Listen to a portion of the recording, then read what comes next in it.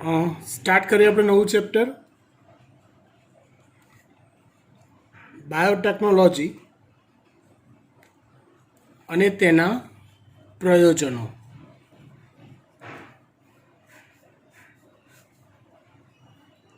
Last ચેપ્ટરની અંદર બાયોટેકનોલોજીનો basically use કઈ રીતે થાય, કઈ સિસ્ટમથી બાયોટેકનોલોજી વર્ક કરે છે એ આપણે જોયું આખા ચેપ્ટરમાં.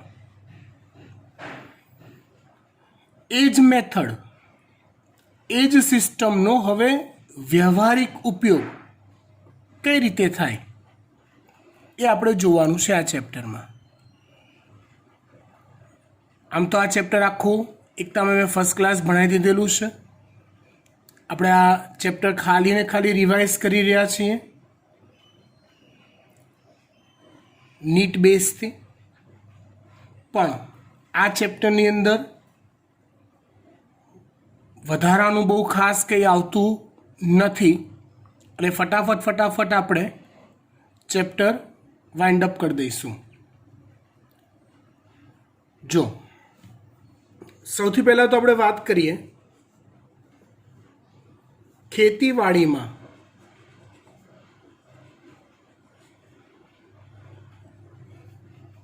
ખેતીવાડીમાં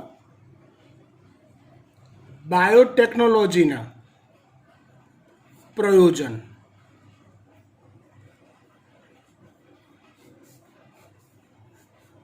ખેતીવાડીમાં તમે આનો બાયોટેકનોલોજીનો ઉપયોગ કઈ રીતે કરી શકો. સૌથી પહેલાં તો ખેતીવાડીમાં આપણી પાસે હાલ નડતી જે સમસ્યાઓ શું છે એ આપણે જોવી પડે. હાલ ખેતીવાડી ક્ષેત્રે આપણને નડતી સમસ્યાઓ શું છે એ આપણે જોવું પડે. સમસ્યાઓ એ છે કે સૌથી પહેલાં તો ખેતીલાયક જમીન ઘટતી જાય છે. તમે જો શહેરીકરણ વધતું જાય છે, તમે નહીં માનો, અમદાવાદ શહેરમાં આપણે દિલ્હી, બોમ્બે, કલકત્તા આવા શહેરની વાતને બાજુ પર મૂકીએ જે અમદાવાદ કરતાં ઘણા વિકસિત શહેર કહેવાય, સિટીઝ કહેવાય. અમદાવાદ શહેરમાં દર વર્ષે 2 થી 2.5 લાખ 3 લાખ જેટલા લોકો ઓન એવરેજ નવા વસવાટ કરવા આવે છે. આટલા લોકો જો આવતા હોય એટલે ક્યાંથી આવે તો કે ગામડાઓમાંથી આવતા હોય. એટલે ગામડાઓ ખાલી થતા જાય છે અને શહેરો ભરચક થતા જાય છે. ઓબ્વિયસલી તો આ લોકોનો વસવાટ સ્થાપિત કરવા કઈ જમીનનો ઉપયોગ થાય તો કે પહેલાં જે જમીન પર ખેતરો હતા એને નોન એગ્રીકલ્ચરલ કરી ને એની પર બિલ્ડિંગો ને બંગલા ને બધું ટૂંકમાં રેસિડન્સ બનાવવામાં આવે છે. ખેતીલાયક જગ્યા ઘટતી જાય છે અને માનવ વસ્તીમાં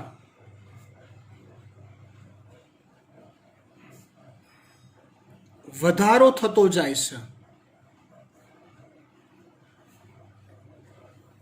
મતલબ જમીનની ઉત્પાદન ક્ષમતા, જમીનમાંથી થતી અન્ન ઉત્પાદન ક્ષમતા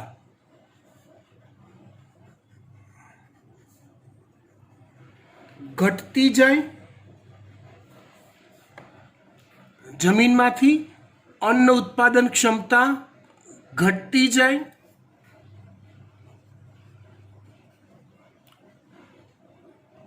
અને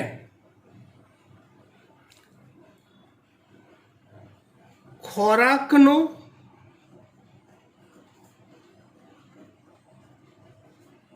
અથવા અન્નનો વપરાશ કરનારા વધતા જાય છે. ખોરાકનો અથવા અન્નનો વપરાશ કરનારા વધતા જાય છે.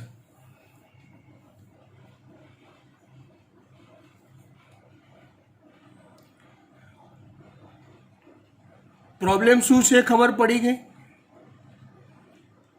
મુખ્ય સમસ્યા આ છે. એટલે મર્યાદિત ખેતીલાયક જમીનમાંથી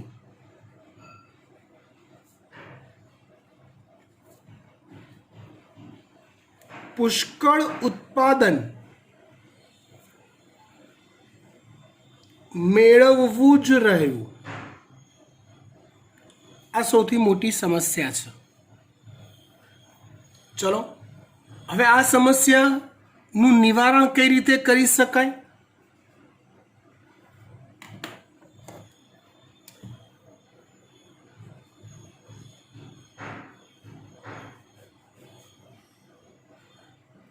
નિવારણ અથવા એના રસ્તા, કયા રસ્તાથી એનું સોલ્યુશન લાવી શકાય એમ છે? તો પહેલો રસ્તો છે એગ્રોકેમિકલ આધારિત ખેતી.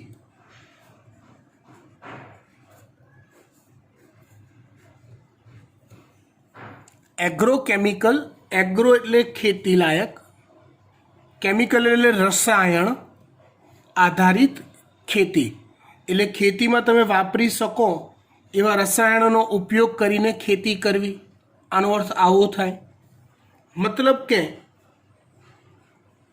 રાસાયણિક ખાતરો,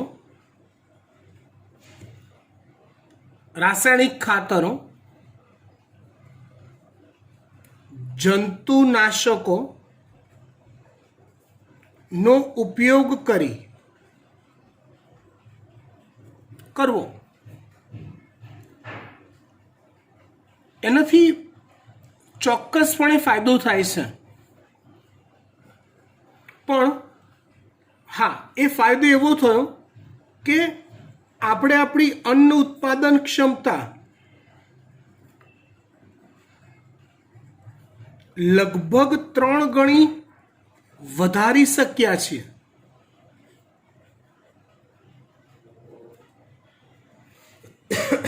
લગભગ 3 ગણી જેટલી ઉત્પાદન ક્ષમતા વધારી શક્યા. કેમ કે રાસાયણિક ખાતરો આપીએ છીએ. મતલબ વનસ્પતિને જે ખાતર, જે પોષક દ્રવ્યોની જરૂર છે એ રેડીમેડ કન્ડિશનમાં આપણે સીધા એને પ્રોવાઈડ કરીએ છીએ કે તું ફટાફટ આનું શોષણ કર, ચલ ફટાફટ ઉગી જા. આપણે રાસાયણિક જંતુનાશકોનો ઉપયોગ કરીએ છીએ. રીઝન કે મોટાભાગના જે પાક હોય ને એને કોઈકને કોઈક વાયરસ કે બેક્ટેરિયા કે કીટક કે કીટકની ઈયળનો ચેપ લાગતો હોય, ઇન્ફેક્શન લાગે, કેમ કે એ લોકો ખોરાક શોધતા હોય, એ પાક પર પરોપજીવી તરીકે વસવાટ કરતા હોય, એનો ચેપ લાગે ને એટલે પાક એ રોગગ્રસ્ત સ્થિતિમાં મુકાયા કહેવાય. તો એવી રોગગ્રસ્ત સ્થિતિમાં ઓબ્વિયસલી એનું ઉત્પાદન ઓછું થઈ જાય. તો આપણે રાસાયણિક જંતુનાશકોનો ઉપયોગ કરી એવા કીટકો, બેક્ટેરિયા વગેરે સામે વનસ્પતિને રક્ષણ આપીએ છીએ, એને રોગમુક્ત રાખીએ છીએ, અને જેનાથી ફાયદો એ થાય છે કે ઉત્પાદન આપણને સારું મળે છે. ઇન શોર્ટ, અનુત્પાદન ક્ષમતા 3 ગણી વધારી શક્યા છીએ. પણ એમાં એક પ્રોબ્લેમ છે.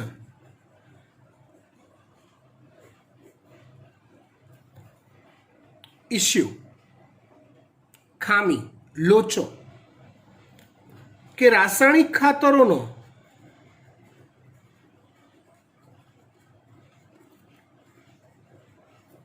વધુ પડતો ઉપયોગ કરો તો એના કારણે જમીન એ બિન ઉપજાઉ થઈ જાય છે, ધીમે ધીમે પોતાની ફળદ્રુપતા ગુમાવતી જાય છે. કેમ કે જમીનની ફળદ્રુપતા જળવાવીને એક કુદરતી પ્રક્રિયા છે. જમીનમાં રહેલા બેક્ટેરિયા જેવા જે સૂક્ષ્મજીવો છે એના દ્વારા મૃત ઘટકો, પાંદડા, ડાળખા, મૃતદેહો પર થતી વિઘટન રૂપાંતરણની કુદરતી પ્રક્રિયા છે, જેના લીધે જમીન પોતાની ફળદ્રુપતા જાળવી રાખતી હોય. આપણે સાયકલને બ્રેક કરી અને રાસાયણિક ખાતરો પ્રોવાઈડ કર્યા. ઓબ્વિયસલી એ રાસાયણિક ખાતરોની ઇફેક્ટથી જમીનના અંદરના જે ફળદ્રુપતા જાળવી રાખતા બેક્ટેરિયા હોય નાશ પામે, ધીમે ધીમે જમીન બિન ઉપજાઉ થતી જાય. તો લાંબા ગાળે એનો ફાયદો નથી, નુકસાન જ છે. બીજું, રાસાયણિક જંતુનાશકો જે છે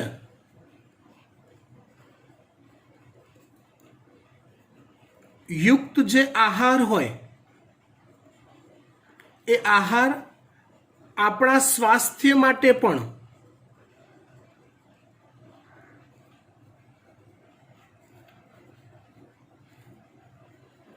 હાનિકારક જ છે.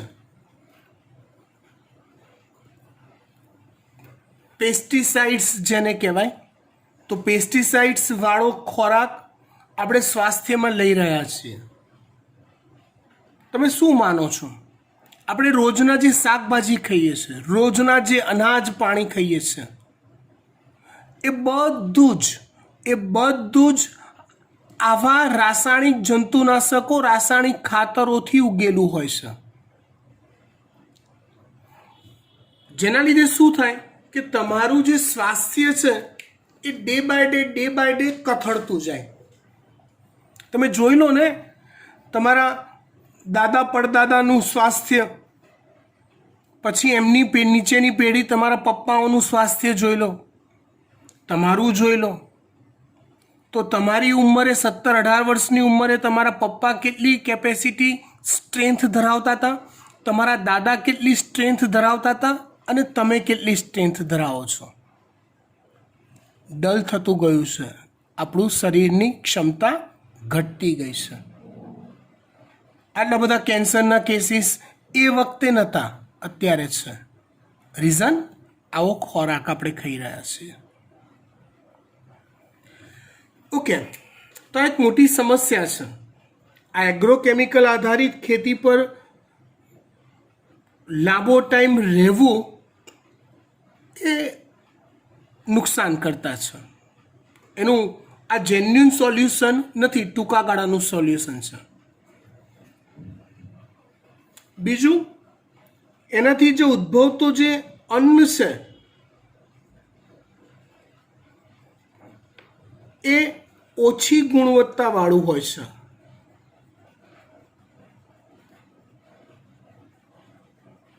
એટલે તમે ખાવ ખરા, તમારું પેટ ભરાય, પણ તમને એનાથી જે જરૂરી પોષણ મળવું જોઈએ એ પોષણ ના મળતું હોય. ખાવ ખરા, પેટ ભરાય, પોષણ ના મળે જરૂરી, એટલે તમારું શરીર day by day, year to year વધુને વધુ કથળતું જાય છે, અને શરીર વિવિધ રોગોનું ભોગ બનતું જાય છે. પહેલી સમસ્યા, એટલે નિવારણની એક મેથડ હતી એગ્રોકેમિકલ આધારિત ખેતી, પણ એ ખેતીથી ફાયદા તો થયા પણ નુકસાન બી સામે છે. બીજી મેથડ જોઈએ,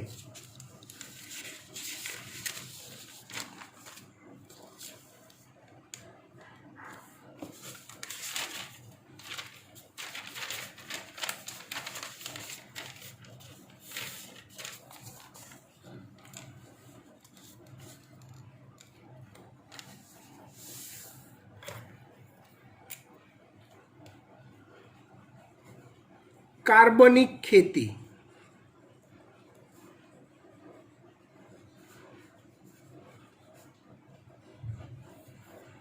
એગ્રોકેમિકલ આધારિત ખેતીની આ સંપૂર્ણ વિરુદ્ધ પ્રક્રિયા છે કાર્બનિક ખેતી, જેમાં કુદરતી ખાતર અને કુદરતી જંતુનાશકો નો ઉપયોગ કરી ખેતી કરવામાં આવે છે.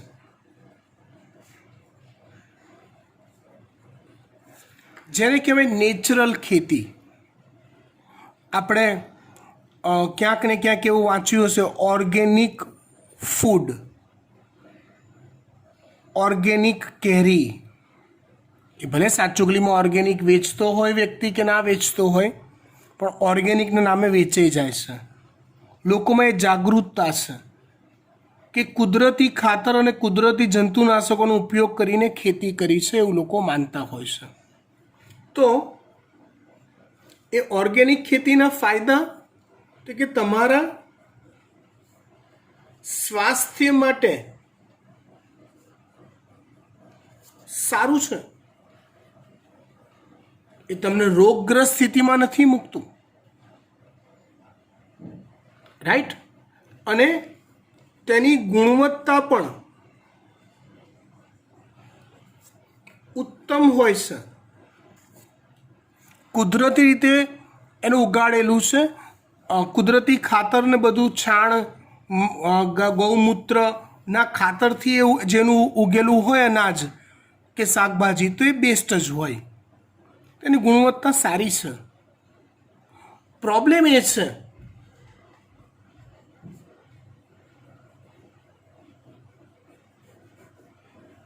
તો કે એનાથી ઉત્પાદન ક્ષમતા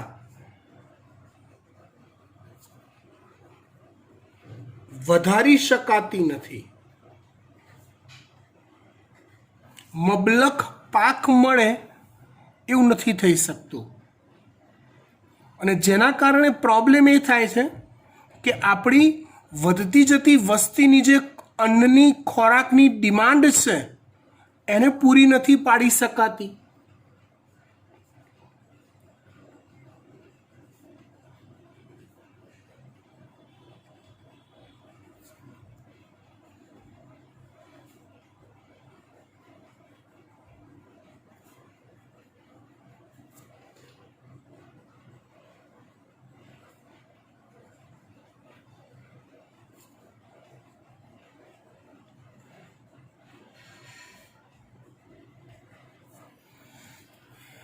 मतलब કાર્બનિક ખેતી ઇઝ અ ગુડ ઓપ્શન જો ગુણવત્તાની વાત કરો છો તો, ક્વોલિટી ફૂડની વાત કરો છો તો. પણ મબલખ પાક નથી મળતો. ત્રીજી મેથડ જનીનિક ઇજનેરી પાકો આધારિત ખેતી. જનીનિક ઇજનેરી પાકો આધારિત ખેતી.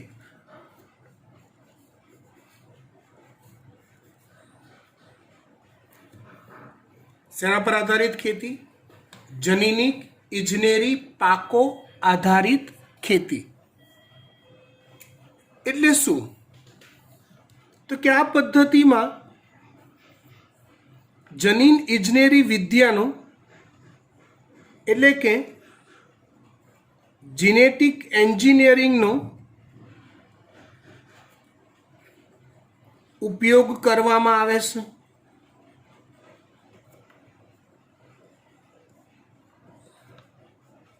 અને જીનેટિકલી મોડિફાઈડ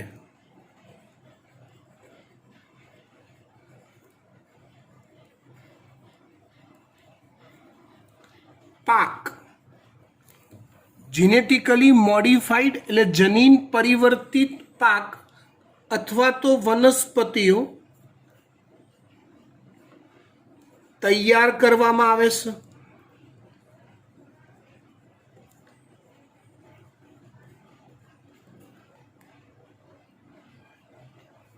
આ મેથડથી અથવા આ પદ્ધતિથી વનસ્પતિની જાતને સશક્ત પેદા કરી શકાય છે.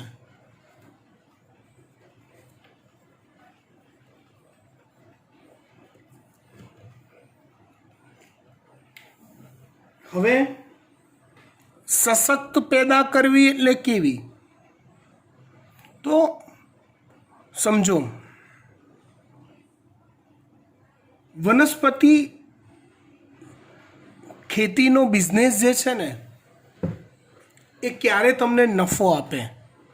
તમે ધારો કે તમારા ખેતરમાં 25,000 બીજ વાયા, ધારો કે અને 25,000માંથી મેક્સિમમ છોડ બને અને દરેક પર 200, 100, 100, 400 બીજ આવે, તો તમને બેનિફિટ થાય ને તો મબલખ ઉત્પાદન થયું એમ કહેવાય. સમજો વાત.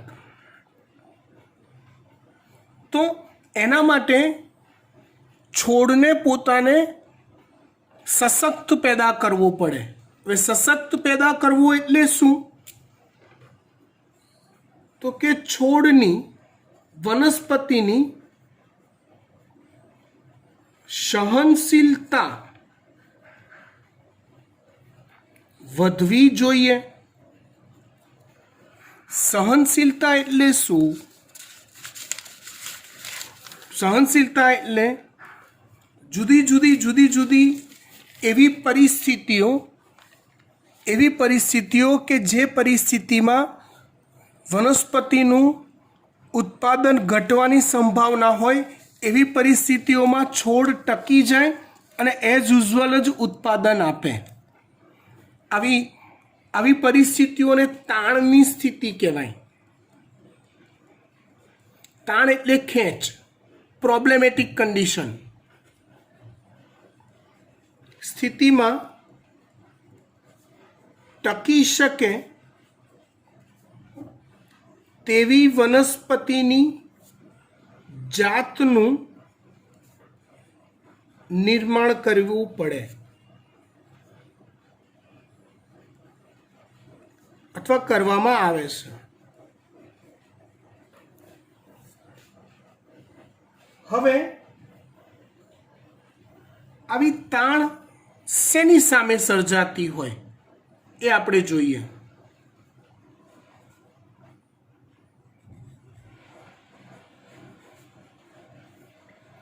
તો પહેલી હોઈ શકે અજૈવિક તાણ. મતલબ કે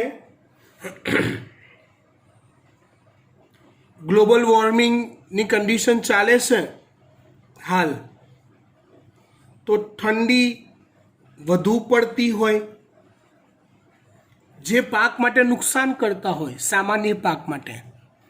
પણ ઇમેજ કરો, આપણે જીનેટિકલી મોડિફાઈડ છોડ પેદા કર્યા, વનસ્પતિ એવી પેદા કરી કે જે વધુ પડતી ઠંડી હોય તો એને સહન કરી જાય અને ટકી જાય, પોતાનું ઉત્પાદન એઝ યુઝ્યુઅલ જ આપે. રાઈટ? આ એક ઠંડીનું ઉદાહરણ આપ્યું. એવી રીતે પાણીની અછત,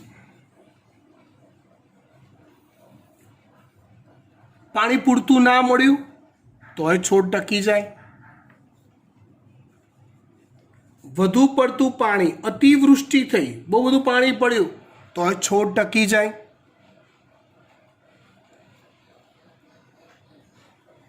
ખનિજ ક્ષાર ની અછત હોય તોય છોડ ટકી જાય. તો આવી અજૈવિક તાણ જે હોય અલગ અલગ પ્રકારની, ગરમી વધી જાય લો તોય છોડને કંઈ ફરક ના પડતો હોય. આવી સક્ષમ વનસ્પતિની જાત પેદા કરવી પડે. એના માટે એનું જે કુદરતી જનીન બંધારણ છે એ બદલવું પડે, કંઈક નવા જનીનો એની સહનશીલતા વધારે એવા, એને આવી વિપરીત પરિસ્થિતિઓમાં ટકાઈ શકે એવા દ્રવ્યો પેદા થાય એની અંદર કે જેને ટકાઈ જાણે, એના માટે કેટલાક જનીનોનું અંદર ઉમેરણ કરવું પડે અને એ કરવાની કેપેસિટી જીનેટિક એન્જિનિયરિંગ પાસે છે.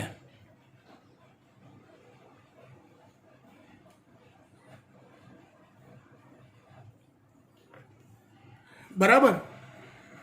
બીજું,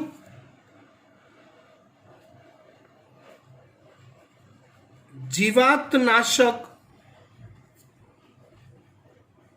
રસાયણો પરની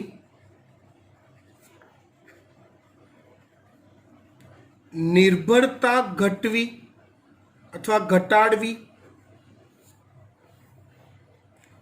એટલે કે સાદી ભાષામાં કહીએ આનો અર્થ એવો થાય, અર્થાત વનસ્પતિ પોતે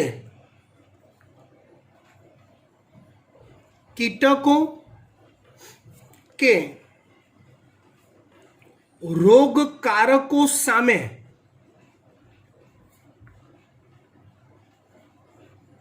ટકી શકે તેવી હોવી જોઈએ.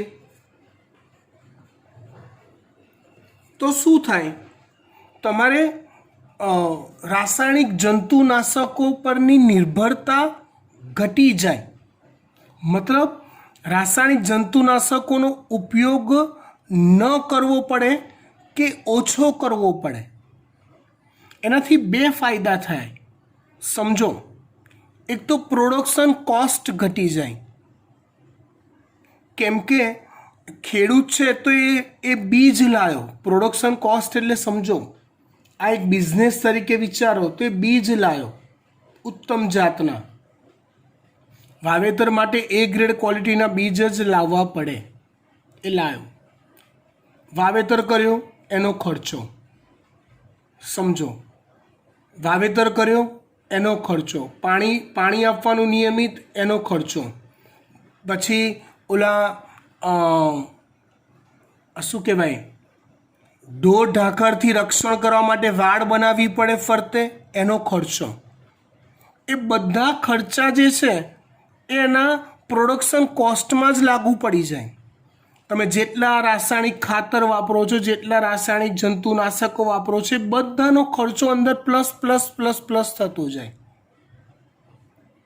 ને એના પછી જે ઊંચા ભાવે ખેડૂત પાકને વેચે તો એનો ફાયદો થાય. ખબર પડી વાત?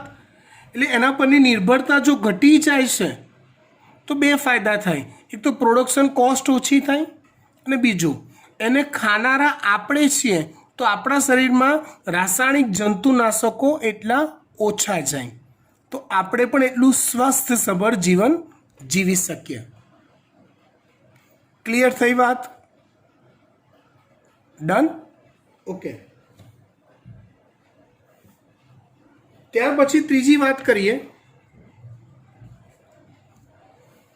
વનસ્પતિઓ દ્વારા ખનિજોના ઉપયોગની કાર્યક્ષમતા વધારવી. વનસ્પતિઓ દ્વારા ખનિજના ઉપયોગની કાર્યક્ષમતા વધારવી.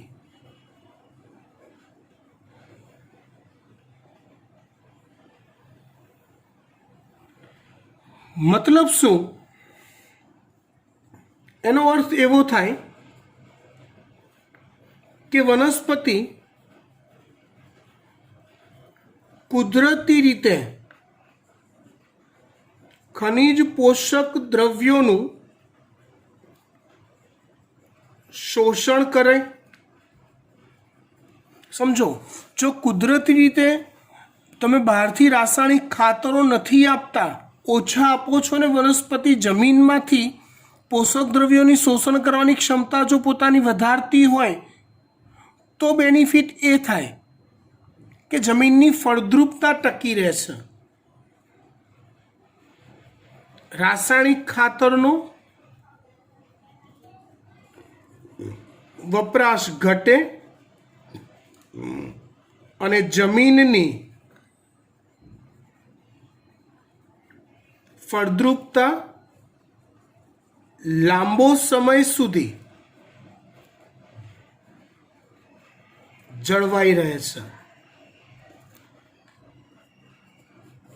જો હું અહીંયા જે લખું છું ને બેટા, એ ચોપડીમાં આપેલા મુદ્દા જ લખું છું, પણ એનું રિયલ ડિસ્ક્રિપ્શન સાઇડ પર લખતો જઉં છું. જેટલું લખાય એટલું બાકીનું હું સમજાવતો જઉં છું. કારણ કે તમે ચોપડીના મુદ્દા ગોખી તો કાઢશો, પણ એનો પ્રોપર મતલબ, એનો અર્થ જો સમજ પડી હશે તો તમે એને રિલેટેડ ફેરવેલો કોઈ MCQ પૂછ્યો હશે તો તમને આવડશે. ચોથું, ખોરાકનું પોષણ મૂલ્ય વધારે છે. કોણ? જીનેટિકલી મોડિફાઈડ વનસ્પતિઓ. ઓબ્વિયસલી આ બધું જો વનસ્પતિમાં કુદરત રીતે થઈ જાય તો રાસાયણિક ખાતરોનો ઉપયોગ ઘટી જાય, રાસાયણિક જંતુનાશકોનો ઉપયોગ ઘટી જાય. કુદરતી રીતે જમીનમાંથી પોષક દ્રવ્યનું શોષણ કરતી હોય વનસ્પતિ, તો નેચરલી એવી જે વનસ્પતિ પેદા થાય એની ગુણવત્તા ઉત્તમ હોય. ખબર પડી વાત? ડન. હવે આપણે આ જ વાતને વધુ પ્રેક્ટિકલ લઈ જઈએ કે સાહેબ તમે આવી સારી સારી વાતો તો કરી, ગમી, વેરી ગુડ સર. હવે સાતચુકલીમાનું ઉદાહરણ તો એક આપો, સમજાવો તો ખરા કે આવું ખરેખર થાય છે કે તમે દે ગપ્પા મારો છો? થાય છે. એવી કેટલીક જાતો મહા મહેનતે વૈજ્ઞાનિકોએ તૈયાર કરીને આપણી સમક્ષ રજૂ કરેલી છે. જોઈએ એના કેટલાક ઉદાહરણ આપણે.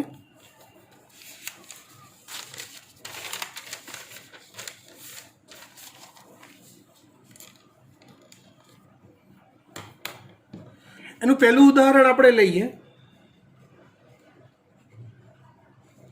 બીટી કપાસ.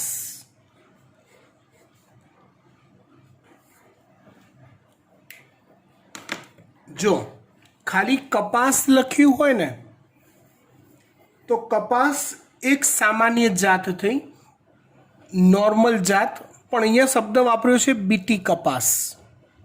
તો બીટી કપાસ એ જીનેટિકલી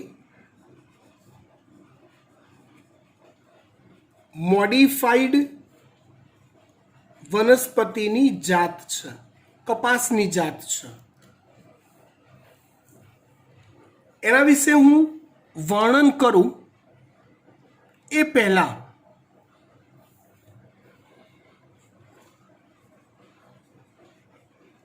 સામાન્ય કપાસની જાતને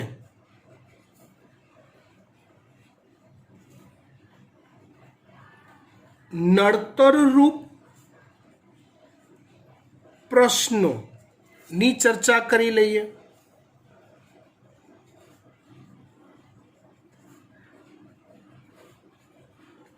સામાન્ય કપાસની જાતને કેવા પ્રશ્નો નડતા હોય સમજો બરાબર ધ્યાનથી. સામાન્ય કપાસની જે જાત હોય ને એ સામાન્ય કપાસની જાતને કીટક અને તેની ઈયળ, ઈયળ એટલે એનું ડીંભ સમજવાનું. ડીંભ એટલે ઈંડામાંથી બહાર આવેલું બચ્ચું જ્યારે પિતૃ જેવી શરીર રચના ન ધરાવતું હોય એને ડીંભ કહેવાય. 11માં વર્ગીકરણમાં આવતું હતું. ઈંડામાંથી બહાર આવતું બચ્ચું જ્યારે પિતૃ જેવી શરીર રચના ન ધરાવતું હોય તો એને ડીંભ કહેવાય. કીટક અને એની ઈયળ અથવા એના ડીંબ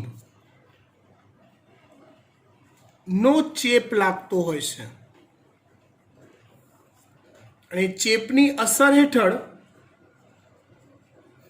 ચેપ એટલે જેમ આપણને કોરોનાનો ચેપ લાગે છે એમ આપણી અંદર સંખ્યા વાયરસની ખૂબ જ વધતી જાય, આપણે રોગગ્રસ્ત સ્થિતિમાં આવી જઈએ, રાઈટ, અને પછી એ ફેલાવો થાય અને બીજા મનુષ્યોમાં જાય. સેમ એ જ વસ્તુ આમ થાય. એટલે ચેપની અસરથી કપાસની એ છોડની ઉત્પાદન ક્ષમતા સાવ ઘટી જાય છે. એવું ના થાય એના માટે એકવાર એ ચેપ લાગ્યો, ખેડૂતે જાણ્યો, ઓબ્વિયસલી તમને નોર્મલ કરતાં કંઈક એબનોર્મલ જુએ તમારા મા બાપ, મમ્મી પપ્પા, તો ધે કેન ફીલ કે મારું બાળક કંઈક રોગગ્રસ્ત સ્થિતિનો અનુભવ કરે છે. સેમ એવું ખેડૂત જે છે એ આ પાક જોવે તો એના પરથી અંદાજ, કેટલાક ચિહ્નો પરથી એને અંદાજ આવી જાય કે આ ઈયળનો ચેપ એને લાગ્યો છે, કીટકનો ચેપ લાગ્યો છે. તો આવા સંજોગોમાં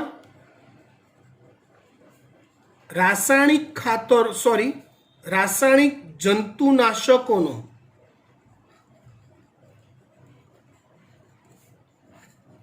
ઉપયોગ કરવો પડે.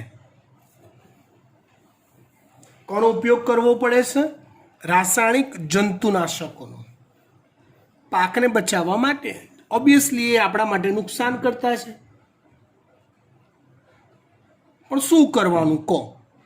કીટક અને એની ઈયળનો ચેપ લાગે તો ના, હું એ ભલે ચેપ લાગે, પાક મારો ભલે ઘટે, પણ હું રાસાયણિક જંતુનાશક ના વાપરું એવું ખેડૂત કહે? કંઈ ધંધો કરે છે માણસ. ખબર પડી વાત? તો શરૂઆતમાં આનો ઉપયોગ થતો હતો. હજી પણ ટ્રેડિશનલ ખેતીમાં આનો જ ઉપયોગ થાય છે, રાસાયણિક જંતુનાશકોનો. આ યાદ રાખજો, રાસાયણિક જંતુનાશકોનો જ ટ્રેડિશનલ ખેતીમાં ઉપયોગ થાય છે. પણ એક વૈજ્ઞાનિકો જુઓ, જીનેટિક એન્જિનિયર્સ કેવા હોય છે સમજો. બેક્ટેરિયાની એક જાતિ છે, નામ બેસિલસ થુરેન્જેસિસ. કઈ જાતિ છે? બેસિલસ થુરેન્જેસિસ. બેસિલસનો બી, થુરેન્જેસિસનો ટી, BT. બેસિલસ થુરેન્જેસિસ બેક્ટેરિયા છે. આ બેક્ટેરિયા કુદરતી રીતે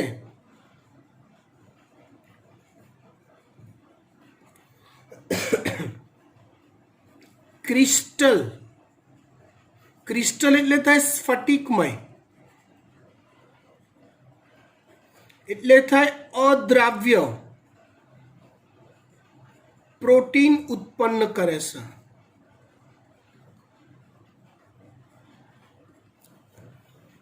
બેક્ટેરિયા નેચરલી એક બીટી બેક્ટેરિયા એક ક્રિસ્ટલ અથવા અદ્રાવ્ય પ્રોટીન ઉત્પન્ન કરે છે.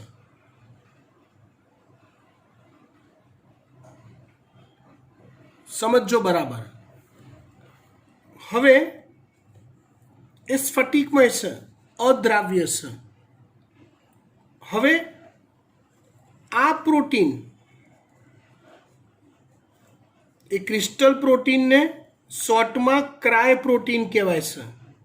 ક્રાય એટલે રોતું નહીં, ક્રિસ્ટલનો શોર્ટ ફોર્મ કર્યું છે ક્રાય. આ પ્રોટીન જ્યારે કીટકના પાચન માર્ગમાં જાય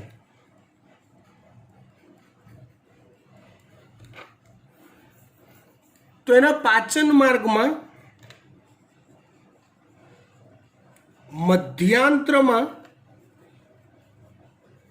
આલ્કલીય એટલે કે બેઝિક પીએચ હોય છે.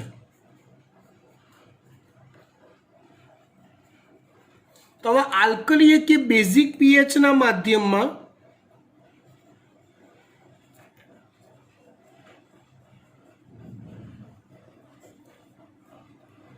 એ ક્રિસ્ટલ પ્રોટીન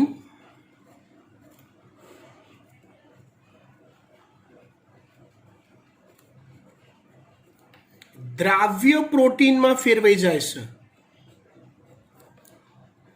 અને આવું દ્રાવ્ય પ્રોટીન એના કીટકના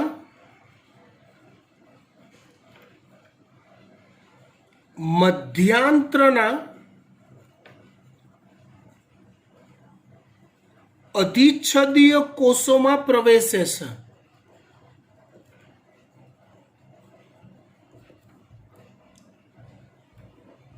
આ કોષો ફૂલે છે. એકચ્યુઅલી આમાં એવું થાય છે કે દ્રાવ્ય પ્રોટીન કોષોની અંદર જાય એટલે આશ્રુતિનો નિયમ લાગુ પડે છે. એ કોષો આસપાસથી પાણીનું પુષ્કળ શોષણ કરે છે અને પાણીનું શોષણ કરીને ફૂલે છે અને પછી ફાટે છે.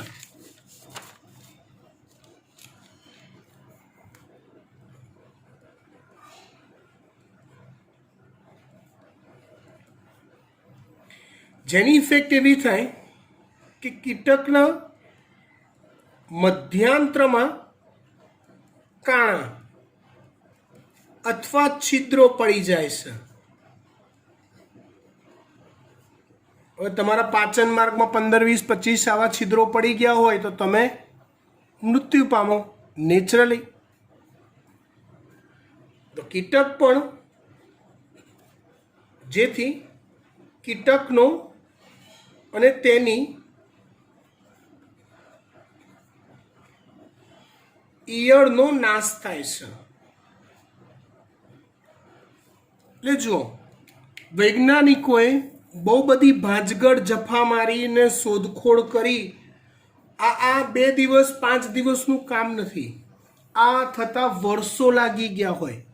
અલગ અલગ બેક્ટેરિયા લીધા હોય, એમાંથી બનતા અલગ અલગ પ્રોટીન લીધા હોય, એ પ્રોટીનને કીટકના સંપર્કમાં લાવ્યા હોય, કીટકને ખોરાક તરીકે પ્રોટીન આપ્યું હોય, શું ઇફેક્ટ થાય એ જોયું હોય. એમ કરતાં કરતાં બેસિલસ થુરેન્જેસિસનું જે ક્રિસ્ટલ પ્રોટીન છે એ જેકપોટ જેવું સાબિત થયું. શેના જેવું સાબિત થયું? જેકપોટ જેવું. કે આ ક્રિસ્ટલ પ્રોટીનનો જો ખોરાક તરીકે કીટક કે એની ઈયળના પાચન માર્ગમાં એ જાય છે તો કીટક અને એની ઈયળની વાર્તા પૂરી થઈ જાય છે. કેમ કે એના પાચન માર્ગના આલ્કલીય માધ્યમમાં એ ક્રિસ્ટલ પ્રોટીન દ્રાવ્ય થઈ જાય છે. કોષો દ્વારા, અધિચ્છદીય કોષો દ્વારા એ શોષાઈ જાય છે. કોષો ફૂલીને ફાટી જાય છે, કાણા પડી જાય છે.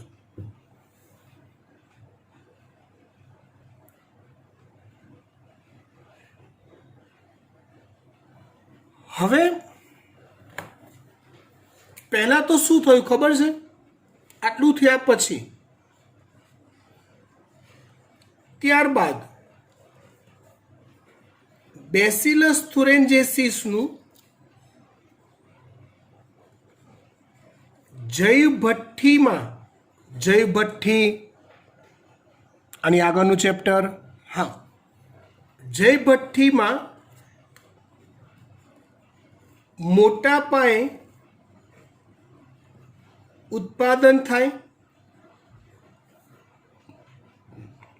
અને અવક્ષેપન પદ્ધતિથી, અલગ કરવાની પદ્ધતિથી ક્રિસ્ટલ પ્રોટીનને અલગ કરવામાં આવતું હતું.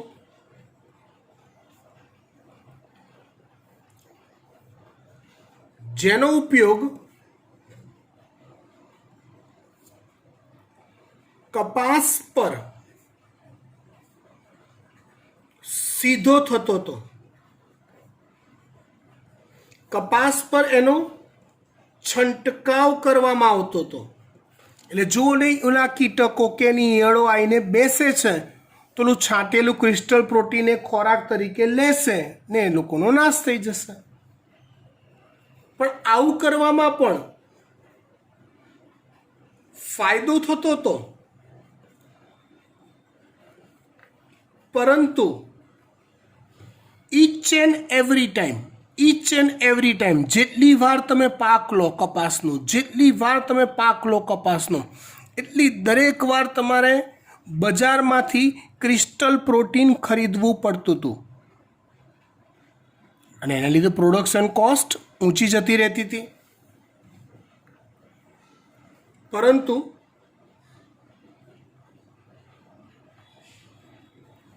વારંવાર ક્રિસ્ટલ પ્રોટીન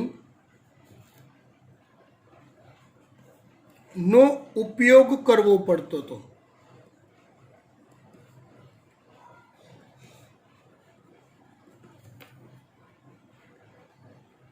એટલે હવે એક આગલા સ્ટેપમાં વૈજ્ઞાનિકો ગયા કે આપણે એવું ના કરીએ કે બેસિલસ thuringiensis ક્રિસ્ટલ પ્રોટીન પેદા કરતું જે જનીન છે એ જનીનને આપણે અલગ કરીએ. હું જે બોલું છું ને એ તમને આની આગળનું ચેપ્ટર જો ક્લિયર હશે ને તો તમારા મગજમાં એ આખી સાયકલ રમતી થઈ જશે કે આ કેવી રીતે થાય. બેસિલસ thuringiensis બેક્ટેરિયામાંથી ક્રિસ્ટલ પ્રોટીન ઉત્પન્ન કરતું જનીન અલગ તારવવાનું. આ જનીનને કોઈક વાહક સાથે જોડી દેવાનું. યાદ કરો, વનસ્પતિ કોષોમાં વાહક તરીકે કોનો ઉપયોગ કરાય? એગ્રોબેક્ટેરિયમ ટ્યુમિફેસિયન્સ. ના યાદ હોય તો લાસ્ટ ચેપ્ટરના વિડીયોઝ જોવા, એના રેફરન્સના પેજીસ જોવા નમ્ર વિનંતી છે. તો એગ્રોબેક્ટેરિયમ ટ્યુમિફેસિયસનો વાહક તરીકે ઉપયોગ કરી એની સાથે આ ક્રિસ્ટલ પ્રોટીનને જોડી દેવામાં આવે. ક્રિસ્ટલ પ્રોટીન ઉત્પન્ન કરતા જનીનને જોડી દેવામાં આવે.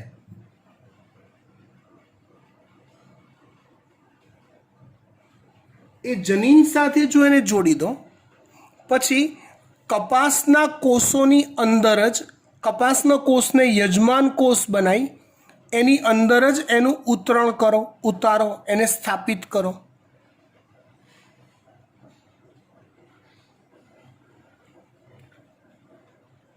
કેવી રીતે? લખતા જઈએ, બહુ બધું બોલી ગયો હું. એટલે વૈજ્ઞાનિકોએ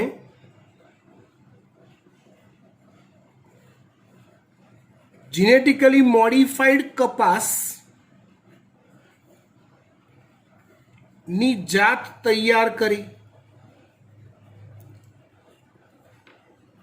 જેમાં બેસિલસ thuringiensis માંથી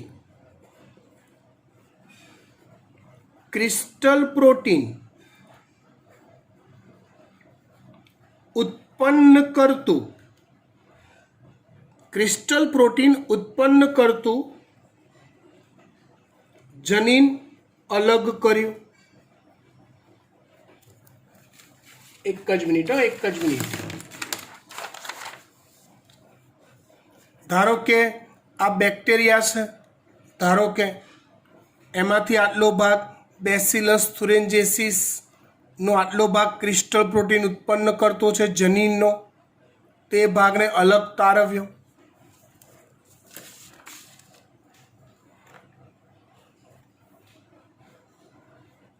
વનસ્પતિ કોષમાં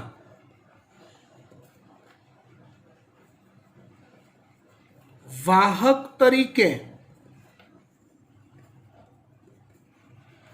એગ્રોબેક્ટેરિયમ ટ્યુમિફેસિયન્સ નો ઉપયોગ કરી આ જનીનને કપાસના કોષોમાં, હું તમને ખાનગીમાં એક વાત કહી દઉં, અહીંયા જે કોષો લેવામાં આવે ને એ વર્ધનશીલ પેશીના અથવા અગ્રીય વર્ધનશીલ પેશીના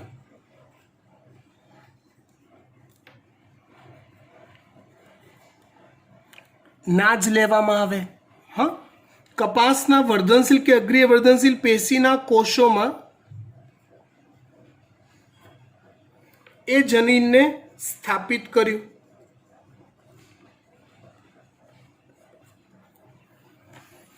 જો દોસ્તો, અહીંયા કોષોમાં જનીન સ્થાપિત થયું છે, છોડમાં નથી થયું. એટલે તમારે લેબોરેટરીમાં એ કોષોમાંથી છોડ બનાવવો પડે.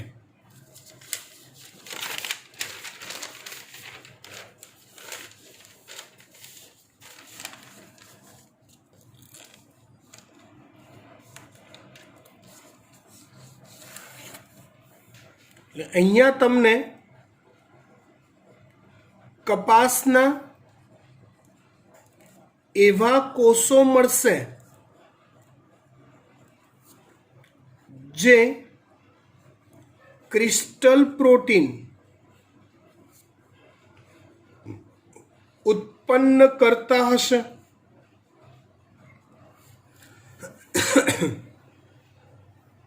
હવે આ કોષોમાંથી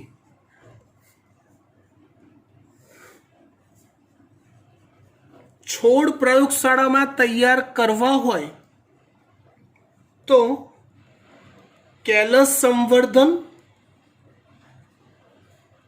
અને સસ્પેન્શન સંવર્ધન, કેલસ સંવર્ધન અને સસ્પેન્શન સંવર્ધન જેવી પદ્ધતિઓનો ઉપયોગ કરી પ્રયોગશાળામાં જ ઘણા બધા કપાસના છોડ પેદા કરી શકાય છે. આ છોડનું પરીક્ષણ કરવામાં આવે અને પરીક્ષણમાં શું કરાય તો કે આ છોડ પર ઓલા કીટક અને એની ઈયળોનો ચેપ લગાડાય. તો મજા કઈ વાતની આવી ખબર છે? અને પરીક્ષણમાં સફળતા મળી. શું થયું કે ભાઈ આવા પ્રયોગશાળામાં તૈયાર કરેલા છોડને કીટકના સંપર્કમાં લાવતા કીટકે છોડનો ખોરાક તરીકે જેવો ઉપયોગ ચાલુ કર્યો, કીટકનો નાશ થઈ ગયો.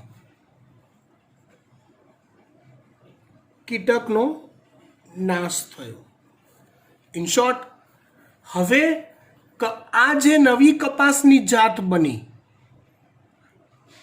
એનું જો વાવેતર કરવામાં આવે છે, એમાંથી બીજ હવે બનશે. છોડ બન્યા એટલે બીજ બને, ફરી પાછા એને જમીનમાં વાવો, બહુ બધા બીજ બનાવો અને આવા બીટી કપાસનું બિયારણ પેદા કરીને ખેડૂતોને વાવેતર માટે આપવામાં આવે. ખેડૂતો એને વાવે તો એને કીટક કે કીટકની ઈયળના ચેપનો હવે ભય રહેતો નથી.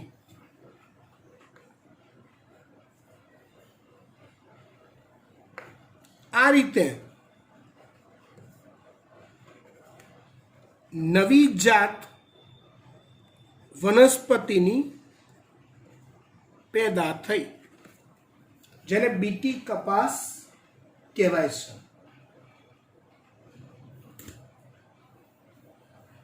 આ જે ક્રિસ્ટલ જનીન જે છે ને, એમાં પાછા અલગ અલગ બેક્ટેરિયામાં અલગ અલગ જનીન મળતા હોય.